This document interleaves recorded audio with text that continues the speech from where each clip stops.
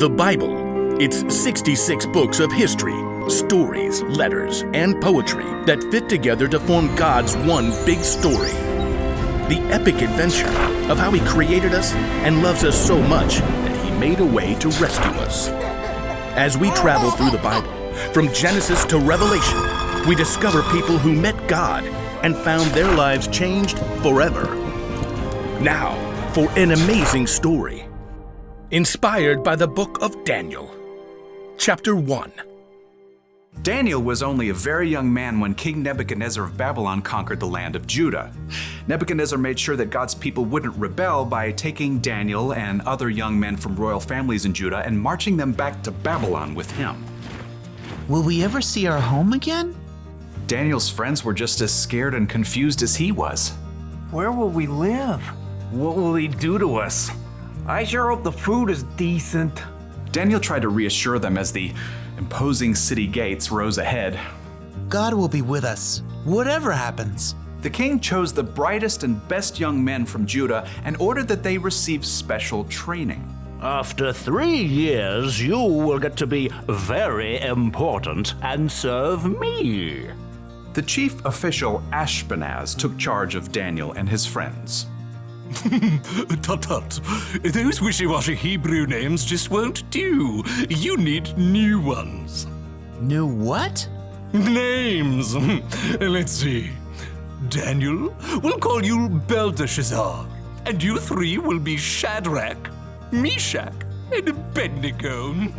Are those names, or is he just sneezing? You'll learn our language, of course. And all the Babylonian writings? Daniel's heart sank as he realized what was happening. The king wanted Daniel and his friends to forget they were God's people. He wanted them to become Babylonians. But Abednego was worried about something else. Hey, I'm about to starve. Any way we can get a bite to eat? Right this way. Ashpenaz led Daniel and his friends to a big table set with mouth-watering foods. Steak. Or those Babylonian buffalo bites. The cake's got at least 9 layers. Only the best, straight from the king's table. Oh, the food smelled delicious. But Daniel pulled his friends aside. Guys, if this food is from the king's table, that means it's been offered to false gods first. Uh-oh, not good. Our new names and training are one thing, but if we eat this food, it's like we're saying we're okay with false gods. But we gotta eat something, man. We can ask for different food, simple stuff that hasn't been offered to the false gods. That chocolate cake. Abednego. Okay. Daniel and his friends turned back to Ashpenaz.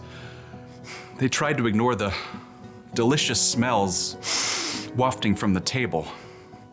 This all looks great, but could we eat something that's not from the king's table? It doesn't need to be anything fancy.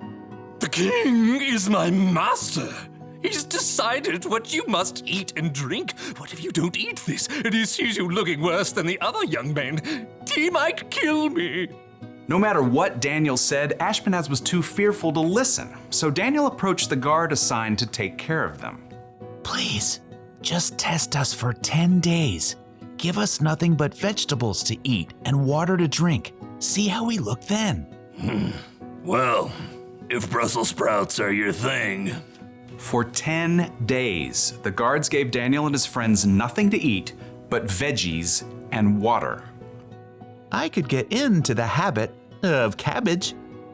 I like broccoli, probably. Pass the peas, if you please. I just want a hamburger.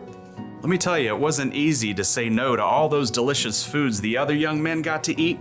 But at the end of 10 days, the guard called everybody out. Line them up. He strode past the other young men. Good. I can see you've been eating well. When the guard reached Daniel and his friends, he stopped in surprise. What? You've been eating rabbit food, but you look even better fed than the others. Daniel smiled. God had helped them grow strong even without eating the food offered to false gods. Okay, fine. You can keep eating veggies and water. Rats? Thank you. God continued to give Daniel and his friends knowledge and understanding as they studied, and at the end of their training, they were brought before the king. Let's see what you know. How many inches in a meter? 39.3701. What do you call a group of porcupines? A prickle. If it takes 8 men 10 hours to build a wall, how long would it take 4 men? No time at all, because the wall's already built. How are you all so smart? The one true God gives us wisdom.